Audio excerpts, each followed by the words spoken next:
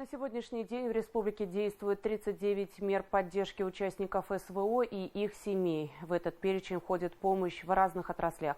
В Башкортостане работает фонд «Защитники Отечества», социальные координаторы которого работают в каждом муниципалитете.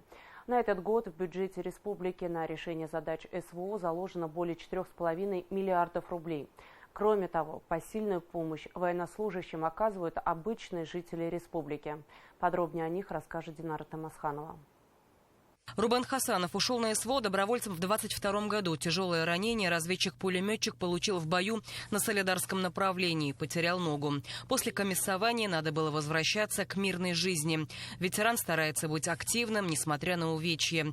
Решил обратиться в фонд «Защитники Отечества» с просьбой помочь ему с протезом. Рубена Хасанова поддержали. От фонда «Защитника Отечества» ездил недавно в Москву, получил, так сказать, спортивный протез, но он более активный, удобный, легко передвигаться, немножко и пробежаться могу пока, как говорится, уже, это, так скажем, дело практики, наверное. Со временем научимся и будем бегать. В прошлом году Рубен Хасанов стал победителем на межрегиональных соревнованиях среди ветеранов спецоперации. Сейчас боец готовится к очередному чемпионату. С протезом участвовать в них ему будет легче. Филиал фонда «Защитники Отечества» работает в республике 10 месяцев. За это время сюда поступило более 33 тысяч обращений. Поддержку могут получить участники СВО, члены их семей. Особое внимание уделяется ветеранам спецоперации. Это не только даже помощь, а сопровождение. То есть во всех вопросах, которые возникают у ветеранов, вплоть до оформления удостоверения военных действий, вот как в случае с нашими ветеранами, оформление технических средств реабилитации, адаптация жилых помещений.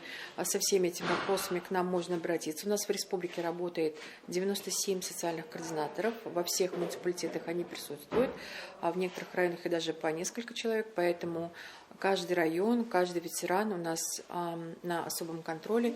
Житель Кармаскалинского района Евгений Николаев потерял на СВО сына. Он был военным, служил в Наро-Фоминске.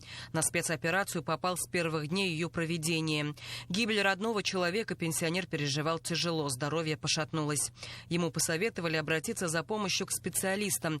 Уже неделю, как Евгений Николаев лечится в Республиканском клиническом психотерапевтическом центре. 2 года с лишним прошло, я не смог справиться с собой. И мне предложили лечиться в этом здании. Врачи, с которыми я поговорил, заведующим, лечащим, очень хорошие, квалифицированные врачи, мне объяснили все, какое лечение, как будет лучше, так вот. Психотерапевтический центр работает с фондом «Защитники Отечества» и комитетом матерей. Можно обратиться как через них, так и самостоятельно. Лечение бойцам и членам их семей бесплатное. Им оказывают психологическую помощь и назначают индивидуально процедуры. Поддержка нужна как самим солдатам, так и родственникам, потерявшим близких.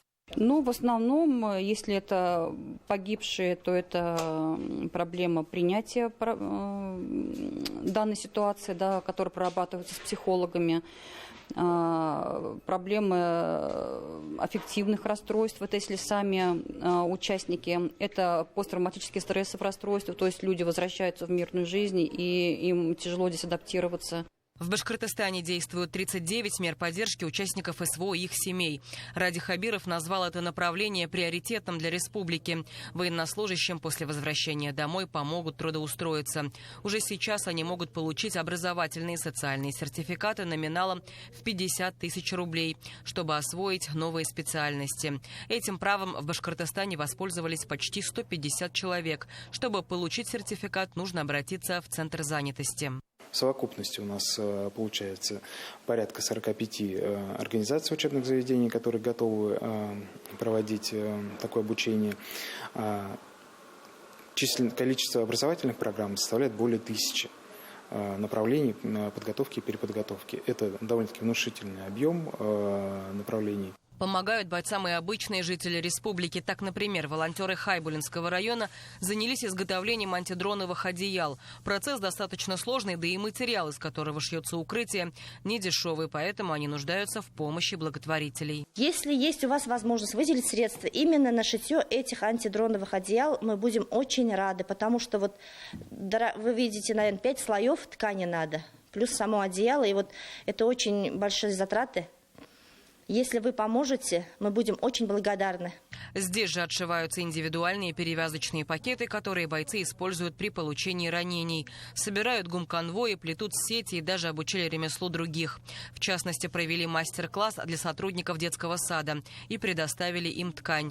Не остались в стороне и малыши, которые приготовили для солдат свои рисунки. На передовой тепло относятся к таким душевным посылкам и бережно их хранят. Динара Таймасханова, Шамиль Каримов и Равиль Рахимзянов. Итоги недели.